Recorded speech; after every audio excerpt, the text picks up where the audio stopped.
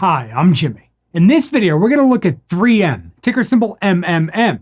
So this video is part of a new series, well really a series we're starting over again, where we analyze all 30 stocks in the Dow Jones Industrial Average. The goal of this series is to see which of these companies are good buys. We're going to look quickly at each of the businesses, understand the basics of the business, come up with a fair value for each of these stocks, and where it might be a good place to buy. And then hopefully we can use this information to improve our investment portfolio and ideally get us closer to our goal of achieving financial freedom.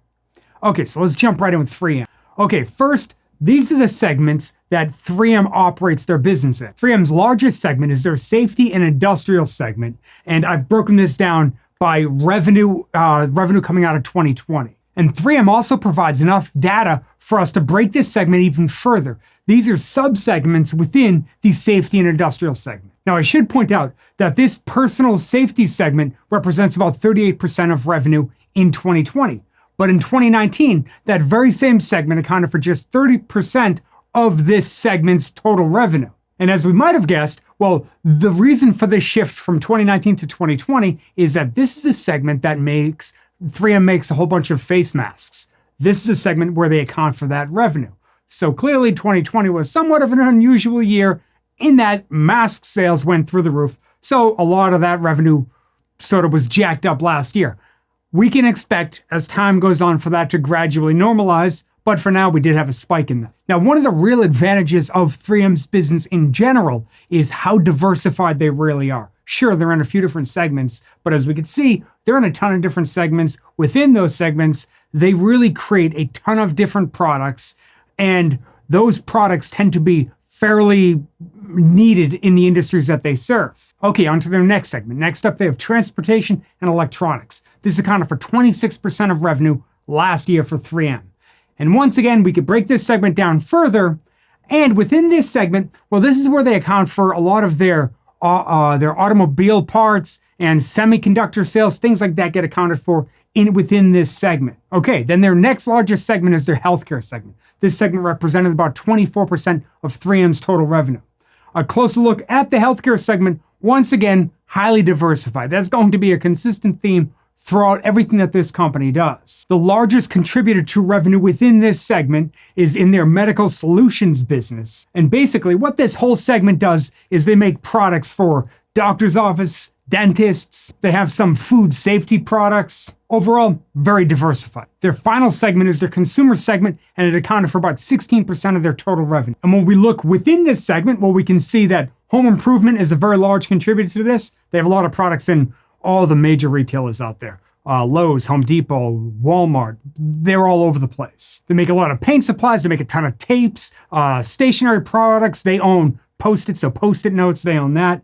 Basically, they have a ton of products in a ton of different walks of life. If we get nothing else, if we remember nothing else besides when looking at their segments, they're very diversified, and a lot of their products are necessary in the industries that they serve, which should add to their sustainability of the revenue. So with that being said, let's shift over to some of their numbers now. So this is revenue going back quite a few years, and we can see revenue has gradually shifted higher. But frankly, it's been a very slow rise for revenue in general. Now, I should point out that I found analyst estimates for the next 2 years. So these are average analyst estimates that I was able to find going out the next couple of years. And we can see they look like they're expecting slightly higher numbers. But if that doesn't happen, well, suddenly this chart doesn't look like it's growing quite as much, and it seems like it's been much more stagnant in recent years. So we're going to want to watch revenue as the years go on. Do they increase their revenue steadily from here? Then we're going to shift over to earnings per share. This is their earnings per share going back to 2005. And as we could see, this number is growing at a much more rapid pace than revenue was. So this is a very good sign for investors. And I think it should bring upon the natural question, how is revenue growing fairly slowly while earnings per share is growing fairly quickly, at least quick for this type of company? Well, I found a few decent answers to this particular question. First is gross margins. So not gross margins, profit margins. So these are profit margins going back the past few years. And if profit margins improve, So let's say we had flat revenue didn't change at all, but profit margins, meaning they made more money on the same amount of revenue. If profit margins got higher, earnings per share would get higher. So you could end up with slow growing revenue and fast growing profits. And we can see that profit margins are in fact improving. This is one of the advantages of 3M, is that their profit margins are some of the best in the industry compared to some of their close competitors. They have very good profit margins. Now, I should also point out that I have messed with the scale here. I do not start at 0. The reason for that is I just want everybody to see the overall trend. I think it's easy to see the numbers if we zoom it a bit. So I don't want us to think that that was on purpose. I did that deliberately so we could see it. That's why I'm pointing it out. So like I said, they have solid profit margins. And another strengths of 3M's that I came across as I was researching the company is that they have very solid research and development investments every year, which should continue to push many of their brands forward. Okay, now another piece to this puzzle is their stock buybacks. So we can see that earnings per share has been going up. And we know that revenue has been staying about the same, yet earnings per share is going up, and that's at least partially due to their profit margins improving. But if 3M also went out and bought back stock, well, that would make their earnings per share look even better, since there would be less shares outstanding after a buyback, which would make each share worth a bit more. You could get this number to really ramp up if you bought back a lot of stock. And one good way that I've found for us to see exactly what 3M is doing with their stock buybacks, or even if they're issuing more shares, is that if you go to any quarterly report or any annual filing that the company does, they're going to list the present shares outstanding. What are the shares outstanding at the end of that quarter? So what I did is I went back and pulled down the numbers going all the way back to 2005 on a quarterly basis. That way we could create this chart so we could see the trend of what is really happening with shares outstanding. And we can see that they have been fairly persistently decreasing the amount of shares out there. So in theory, this is a good thing because, again, if we own shares and they continue to decrease the shares outstanding, our shares become worth more. Okay, now the next question should be, how much do we think their stock is currently worth with the current shares outstanding? So for that, we'll shift over to our discounted free cash flow calculation. And if you're curious how to do this calculation, I actually created an Excel template.